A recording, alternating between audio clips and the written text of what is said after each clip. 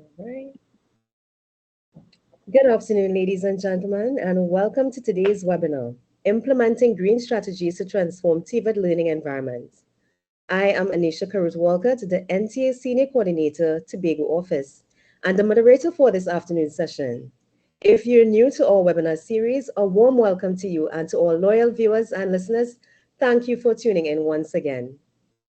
We often hear of sustainable development, a term which has garnered such global importance that the United Nations has established sustainable development goals, one of which is quality education. In Trinidad and Tobago context, TVET or skills development training admittedly continues to be stymied by a disequilibrium in the parity of esteem with academic education. While significant advancements have been made, a seismic shift in attitudes and perceptions toward TVET is required. With the events of the last 2 years, there have been some developments, including persons engaging with and in non-traditionally academic courses in an effort to pivot. Taking all this into consideration, there must now be increased efforts aimed at greening TVET. But what does this mean? UNESCO Univoc defines it as efforts aimed at fostering culture of sustainable practices in TVET, facilitating the transition to climate resilient societies, greater resource efficiency, and circular economy. Trinidad and Tobago's own national development strategy aims to have a seamless, self-renewing, high-quality education system, staffed with high-skilled, talented, and knowledgeable workforce to stimulate innovation-driven growth and development. Within the context of a global society, TVET is pivotal towards sustainable development. From the perspective of creating citizens with an enhanced consciousness towards sustainability, but also being resilient to equip themselves with the skills for the future. So today, it gives me great pleasure to introduce and welcome our presenter, Mrs. Joanna Moses-Wothke, a tourism professional with 15 years of academia and consultancy experience in the Caribbean. With an M.Sc in Tourism Development and Management and a B.Sc in Hospitality Management, she also possesses a strong background in tourism education, research and planning, sustainable tourism development, environmental standards and management systems. She currently serves as the Trinidad and Tobago National Coordinator for the Blue Flag and Green Key programs of the Foundation for Environmental Education and is the CEO of Green TNT, which is the national implementing NGO for these programs. I now hand you over to Mrs. Joanna Moses-Wothke for this informative and engaging discourse.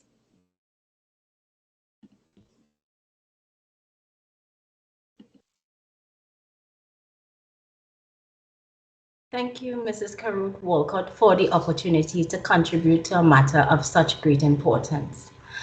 The truth is, strategies for greening TVET are endless, and I will do my best to combine that and condense that into 30 to 40 minutes.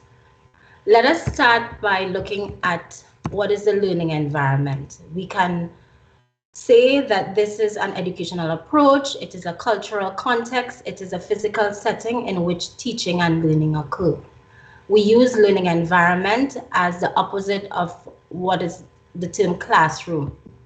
And learning environment really should be teacher-centered, knowledge-centered, assessment-centered, student-centered, and community-centered. And if you have all this in one bubble, then we are really having that learning environment successfully. And research has shown that engaging in that kind of learning environment with all those factors in place increases students' attention, it promotes meaningful learning experiences, it encourages higher level of student performance, and it really motivates them to have that high level critical thinking skills that is needed in this world of work. And when we say greening strategies for the TVET learning environment, it doesn't mean replacing face-to-face teaching with technology, with blended or e-learning, although the correct use of technology would form part of the successful implementation.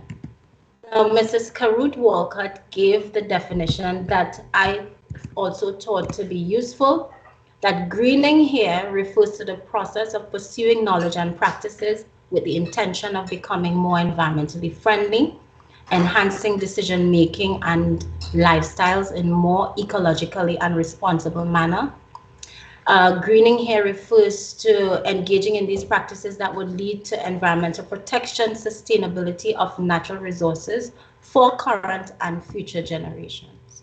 So greening in TVET, it really helps those TVET leaders and practitioners to improve their understanding and implementing education for sustainable development. Greening in TVET really contributes to sustainable development by empowering individuals, organizations, communities, and fostering employers that are lifelong learners. It promotes inclusive and sustainable economic growth. It leads to competitiveness, social equity, and environmental sustainability. And the truth is, TVET plays an important role in helping us make that transition to low carbon economy and a climate resilient society. In the course of a young person's training, they would learn, for example, how it makes sense to use renewable resources in the production of goods, and when and in which means of transport are the most suitable in taking ecological and economic considerations into account. These roles are facing a higher level of expectation and presupposes that instructors possess the necessary know-how. Let's take the energy sector, for example. The energy sector accounts for roughly two-thirds of all greenhouse gas emissions, which occur at a high level that is being boosted by industrialization and economic growth. Energy, the truth is a cross-cutting sector, and it affects transportation, buildings, construction, etc. Any means of energy production is an impact on the environment, which encompasses issues such as land use, flora and fauna disturbance, and waste generation. Therefore, it is a significant for both the economy and for nature conservancy. The response through TVET can be to have individuals who are trained and they possess the technical knowledge and application of energy efficiency measures, technical knowledge for application of renewable energy technologies. They can upgrade their skills for these emergent energy markets. Or let's take the agricultural sector, for example. The agricultural sector consumes approximately 2% of the global energy demand and accounts for 38% of land use worldwide. It contributes significantly to greenhouse gas emissions.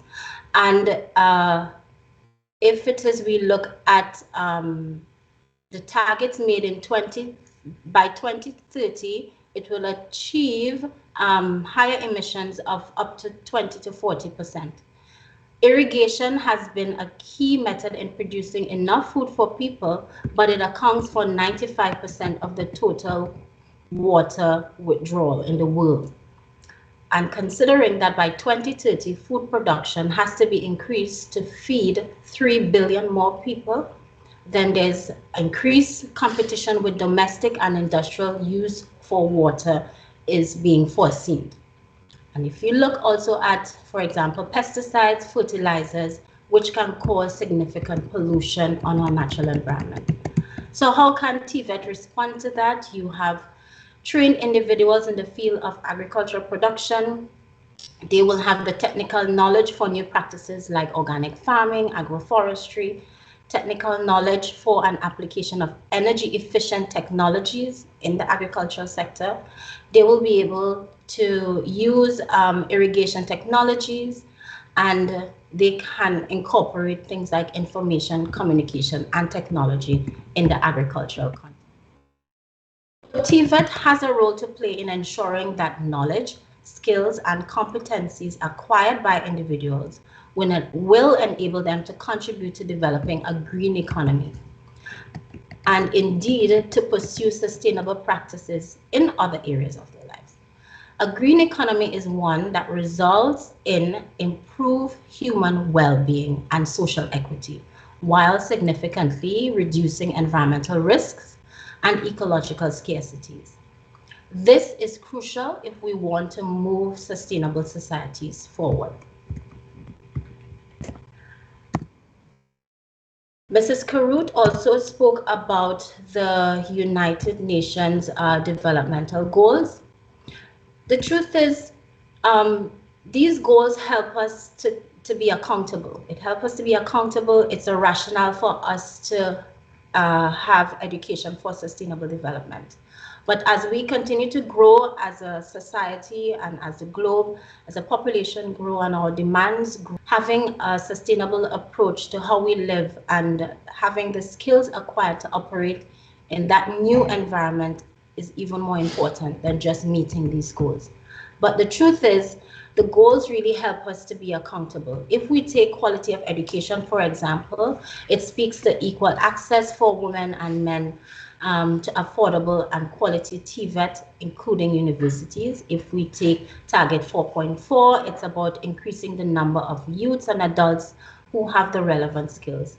Or let's take decent work and growth, target 8.6, reduce the proportion of youth not employed or having education and training. Or if we take target climate action 13, target 13.3, improve education awareness, raising and human institutional capacity on climate change mitigation, adaptation, and impact. At Green TNT, for example, we work with the Foundation for Environmental Education in realizing the Sustainable Development Goals. We have implemented a fee academy, and that allows us to train, for example, boat operators, hotel operators, and their workers in how they can reach these Sustainable Development Goals.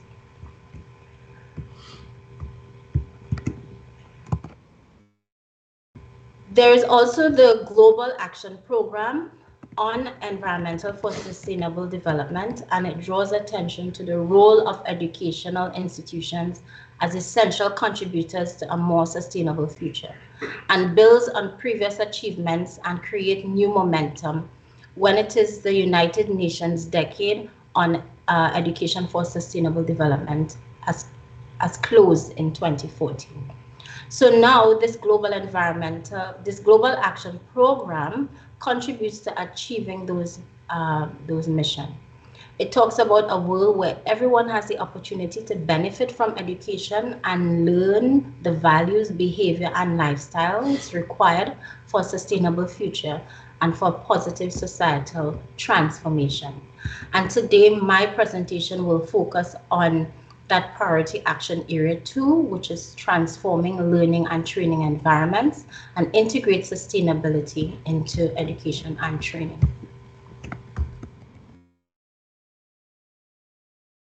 The UNESCO Global Network of TVET institutions in the UNESCO member states, they have introduced at the forefront of formulating strategic responses to carry out the transformation of TVET in their member states as countries increasingly commit themselves to develop solutions and adequate responses to lower their greenhouse gas emissions and other sustainable development commitment. So in 2017, they have developed a green technical vocational education and training practical guide for helping institutions implement these sustainable practices. And they have taken a whole institution approach incorporating sustainable development, not only in the curriculum, but also an integrated management approach with governance of the institution, application of sustainability ethos, having community engagement and other stakeholder collaboration, long-term planning and sustainability monitoring and evaluation. And this is where I would have the heart of my presentation when it comes to those greening strategies. So the first strategy I want to talk about is understanding the process. Clarifying what is meant by greening is critical in this step. you really want to define greening as the process of adapting knowledge and practices with the aim of aligning them with the overall concept of sustainability. In other words, greening reaches into all aspects of the institution's operations and its enterprises. Greening refers to its energy, its water, its waste management, the usual suspects, but it also entails their purchasing procedures, food services, human resource policies, etc., and really to penetrate in the very culture and societal contribution of that institution. Developing a greening concept, you're using an institute-wide approach, and you want to ask yourself certain questions. Is there a vision to anchor these environmental for sustainable development at the institution? Are there existing untapped resources to support the process? Do institutional stakeholders possess the potential to run the greening campaign? Are those involved in education and training equipped with awareness and knowledge and competencies? Do external stakeholders know about the institution and its potential? Another aspect is making an institutional assessment. As an individual TVET institution, you really do not exist in a vacuum.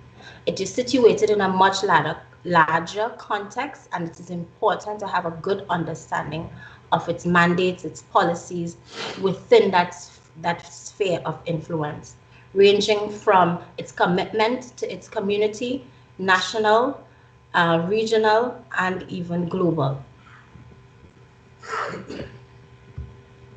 You also want to take into consideration whether those policies, if they exist, affect the mandates, as well as do you have the funding availability to do so.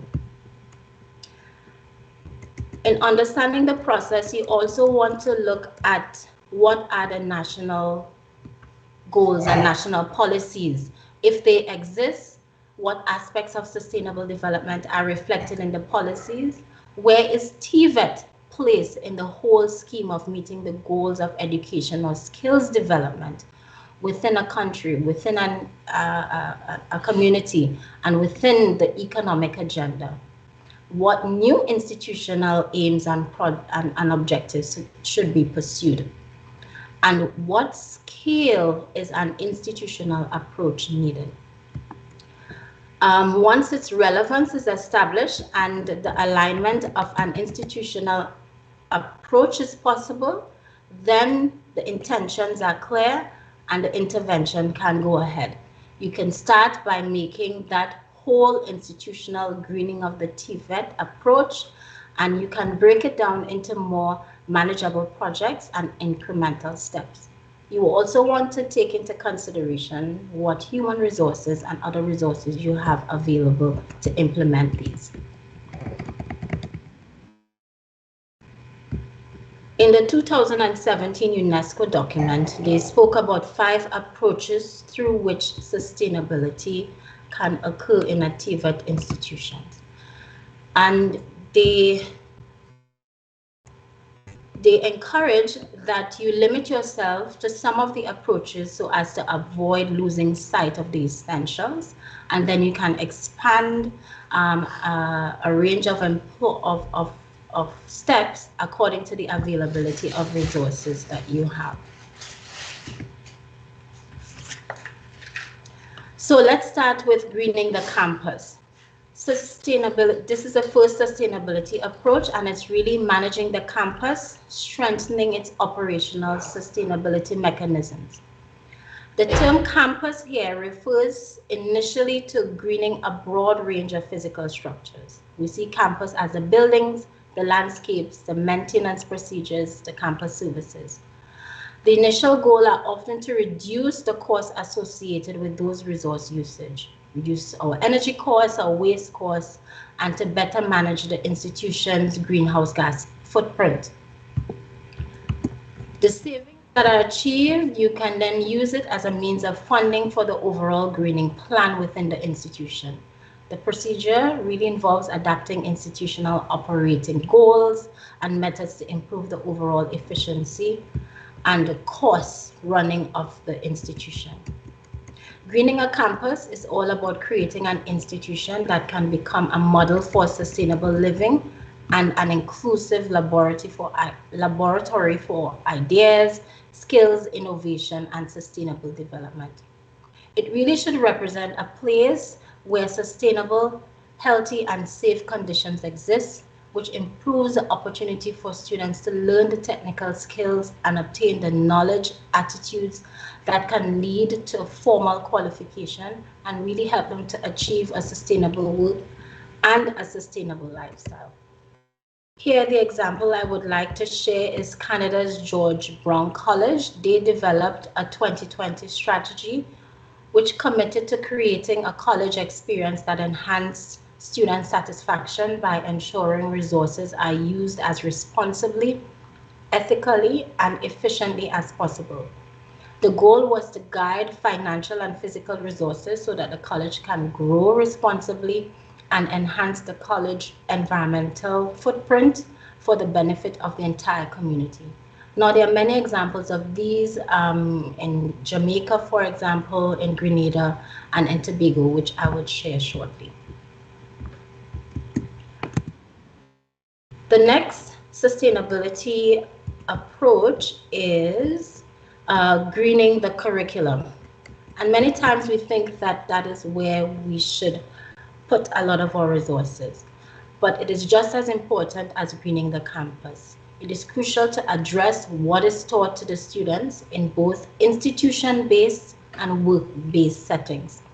Greening of the mind is what we call it, and it's facilitated through identifying those short-term skills needed and the changes over time that will prepare students to play a role in the dynamic and green economy.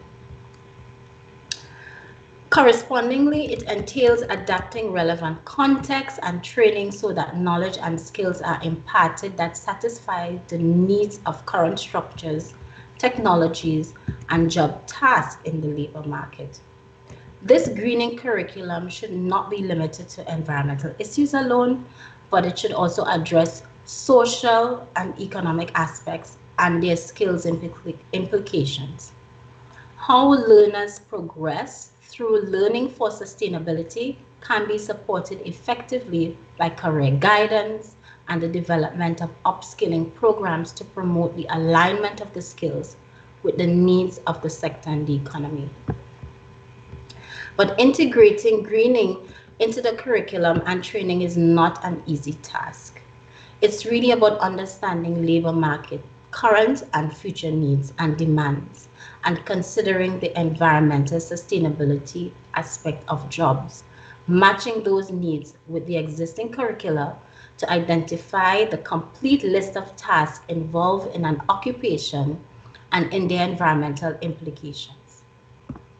Let's use THTI, Tobago Hospitality and Tourism Institute, as an example. They are currently developing a BBA curriculum that is answering the growing concerns of the tourism current and projected needs. The data-driven approach to the curriculum development looks at hospitality and educational reform that will articulate customer expectations in the environment and, by extension, repositioning of the industry needs.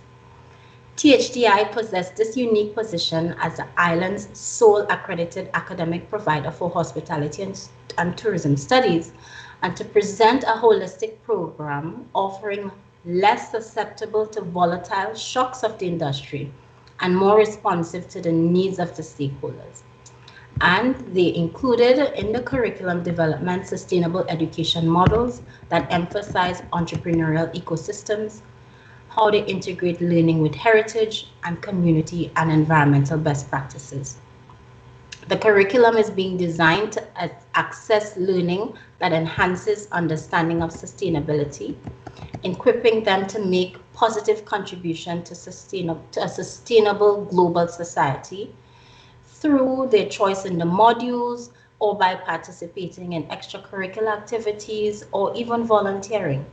Students will see that taking this practical action on sustainability can really make an impact, especially in teaching and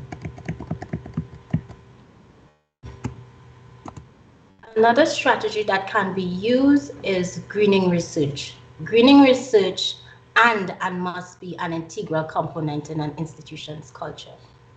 You want to investigate the concepts, beliefs, and theory and how to better manage greening operations, how to better manage your products, students, the community outcomes, and the correction of unsustainable patterns of consumption and production. It stimulates the commitment of both the teachers and students to carry out research on matters that contribute to discovering practical solutions to problems. Research involves the systematic collection of data that can support students, teachers, and communities in reaching where they want to be. Establishing and accessing adequate labor market data and information about existing skills and skills forecasts can inform decisions and direct learners on their career choices. And if we take the college research project in Nigeria, for example, the Water Hyacinth project, it was initiated in 2012 by the Yaba College of Technology as a Waste to Wealth initiative, and they combine action research and skills training for the students to address issues related to the clogging of waterways in Nigeria by the superabundance of the hyacinth plant. The students at the college, they turned that invasive hyacinth plant into an income generating resource by studying it and transforming it into other forms. The program trained students on how to make different eco-friendly handicraft, biogas, and animal feed from the plant. Students are taught how to harvest the plant, dry it, and weave it into products that they can now sell. Another strategy is greening the community. The need for greening the community and commerce has emerged as a top priority in the business world. There's need to prepare students with the fundamentals of sustainability within the workplace in which they find employment and within the community where their skills are valued as an integral part of the local community-based development. So, greening the curriculum for work-based learning emphasizes what is taught to the students, whereas greening of the community, it contributes to influencing the greening of the work environment of the business. In other words, it's about promoting the practices that contributes to reducing the environmental impact of the business and, where possible, the community, and jointly developing those programs and projects to address these local community issues. So greening the community and the workplace cannot happen without the development of the local skills and resources that can grow sustainable local markets and enterprises. For this example, I go all the way to the Philippines. The Green Masonry Skills Training is an initial implementation of the Green Masonry curriculum, and it's part of the Masonry National Certificate 2 training. It targets construction workers in the informal sector and builds upon an established certificate training program. The program integrates green masonry upon an established certificate training program.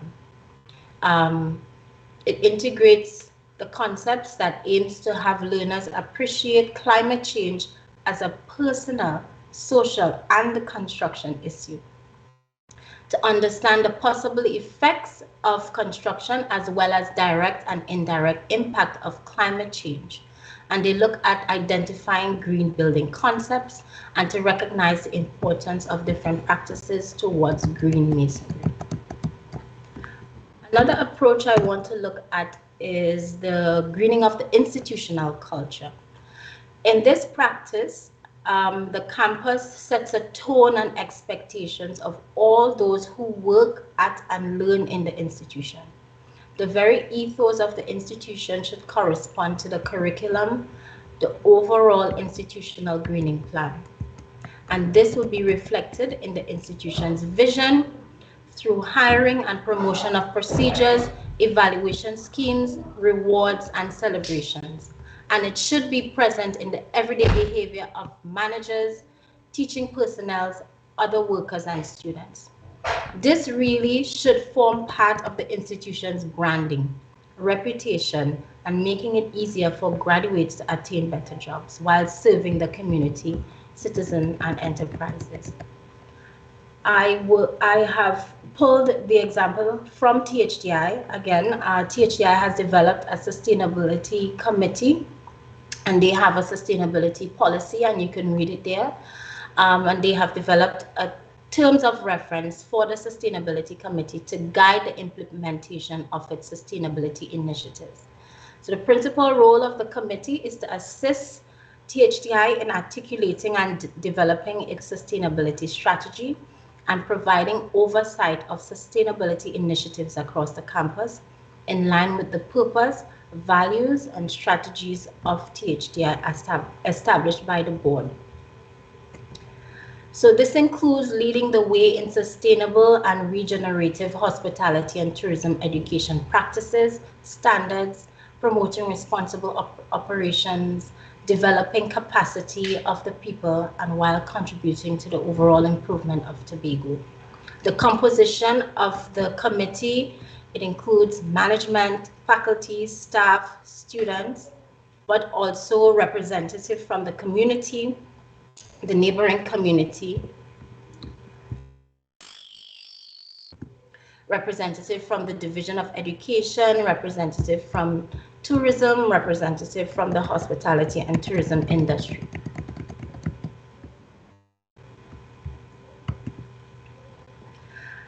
This brings the end of the whole institutional approach and the strategies that the micro strategies that involve.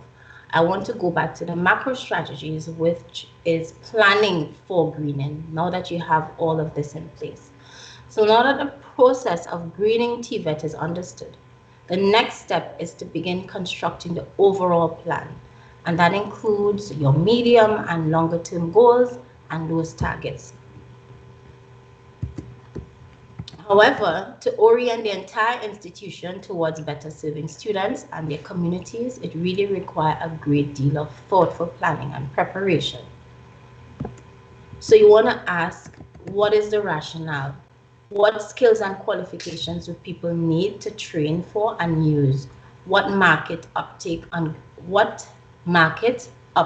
greening jobs are there? How are the skills valued by the community, by the employers, and by lifelong learners? What occupations now and in the future are greened? How is learning for sustainability valued in the TVET sector? What does a change mindset mean to societies and communities? And really, how will this affect the world of work?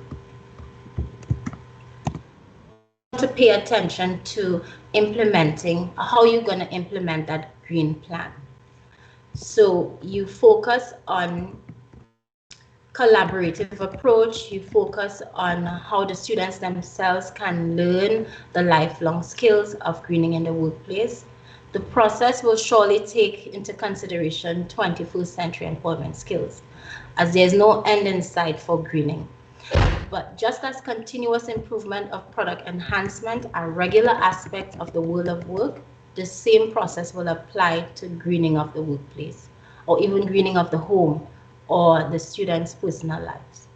Recognize the connection between the new behaviors and the organizational success, and achieve the means to ensure continuous leadership and development and succession.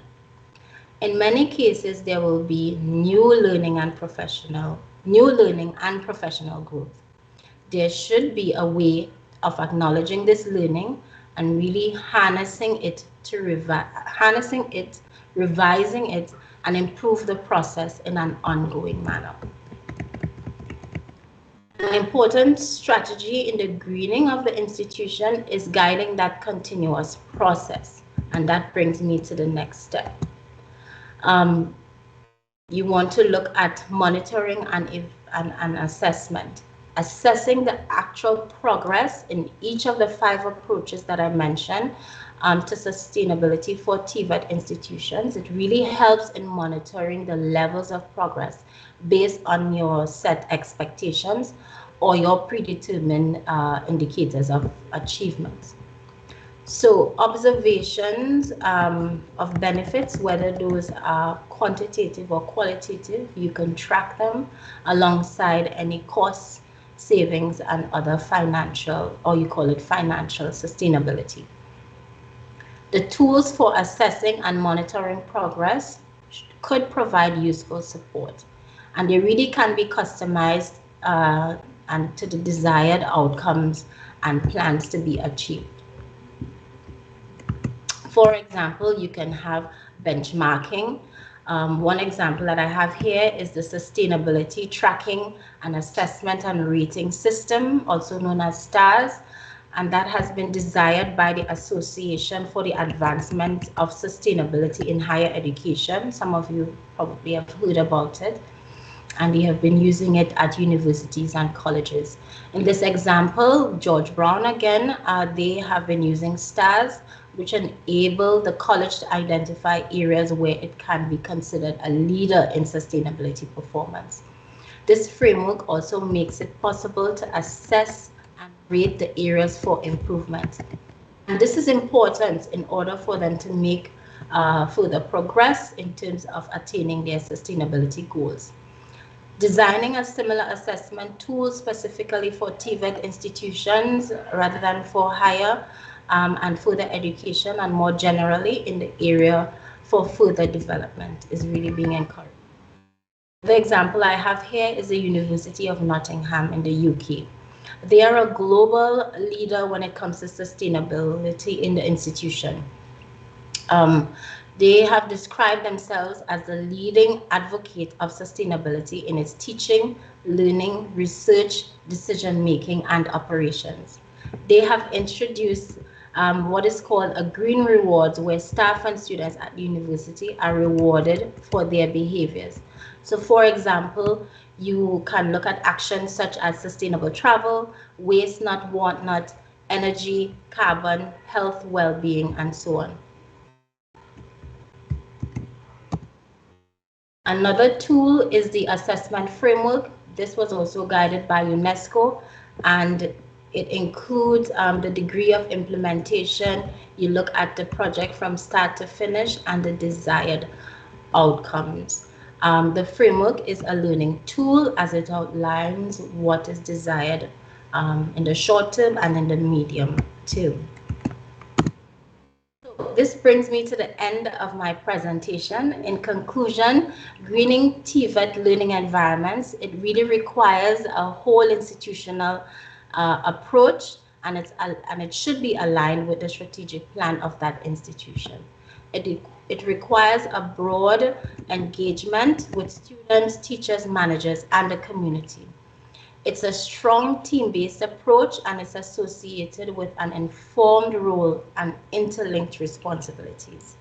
And it's only then can TVET really contribute to sustainable economic growth and competitiveness, social equity, and environmental sustainability. And with that, I thank you. Hand it over to you, Mrs. Wothke. Thank you very much, Mrs. Moses-Wothke. All right. You have certainly shed some light on the importance of TVET in contributing to sustainable development. From the examples provided, I was particularly pleased to hear about those strategies that THTI in Tobago, me being biased to Tobago, yes, that they are actually planning on implementing. So it is evident that there is much to be done for TVET systems to have a sustainable development framework. So at this juncture, it is time for our question and answer segment, and we invite our audience to participate. We will endeavor to address as many questions as the remaining time will allow. But I have a first question. I have one question here for you, Mrs. Wothke. As you're aware, we have a lot of students graduating with an environmental management or sustainable development degree.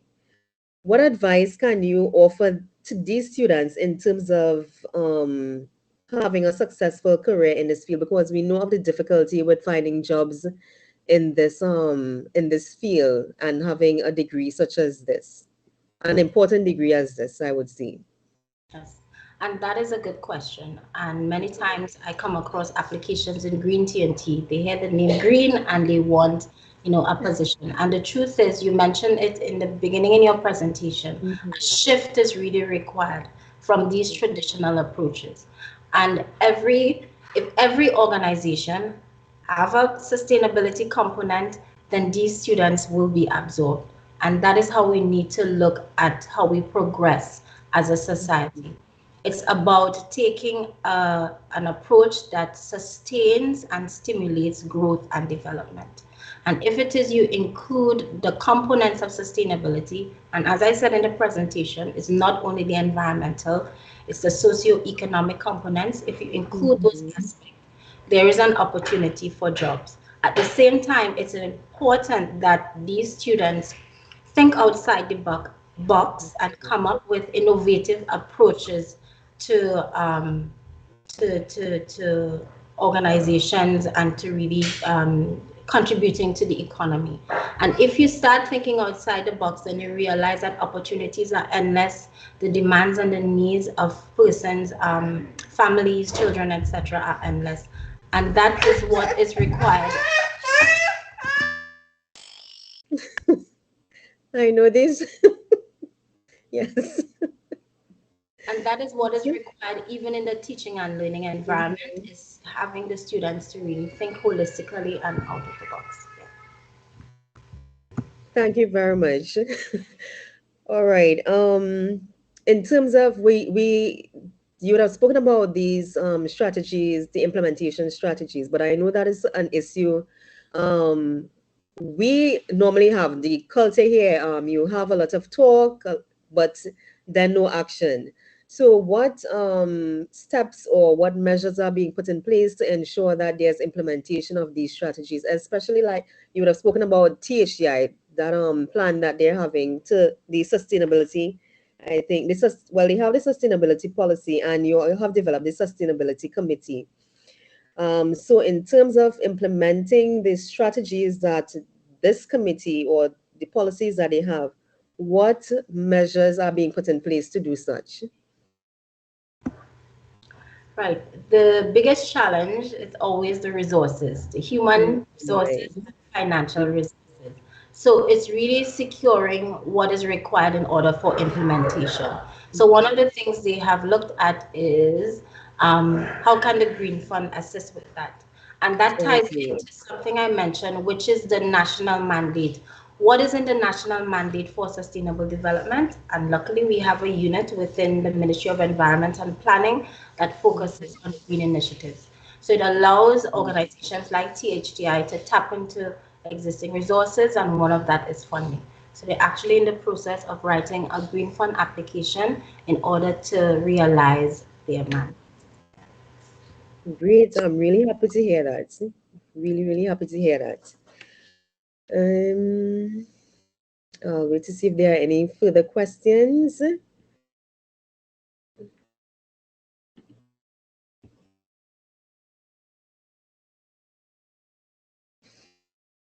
All right, but we still want to encourage persons, once they have logged on, listen to the see, they can always send their questions to us. So as we approach, well, it's 2:15. We're coming to the end of our 17th webinar. We firstly wish to express our gratitude to Mrs. Joanna Wothke for continuing to highlight the importance of TVET and identifying that core to its continued success is the concept of sustainable development. Sustainable development was first described in 1987 as development that meets the needs of the present without compromising the ability of future generations to meet their own needs. And the events of recent years continue to demonstrate that TVET can be a catalyst towards achieving this. So we really want to thank you all for viewing and listening, who continue to play their respective roles in elevating TVET to its highest esteem.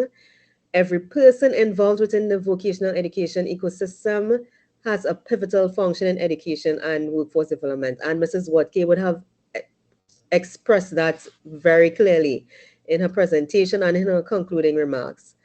Please be reminded that you can view this presentation and our previous webinars on NTA's YouTube channel, and we encourage you to subscribe to our channel and like and share these webinars. If you wish to send us feedback or suggestions for our webinars, send us an email at webinar@ntatt.org. That's webinar@ntatt.org. In closing, I leave you with a quote from Steve Jobs, who says, "Innovation distinguishes between a leader and a follower. Let us continue to build TVET and a future generation of leaders." This is Anisha signing off and reminding you to look out for further details of our upcoming webinar. Do have a great weekend.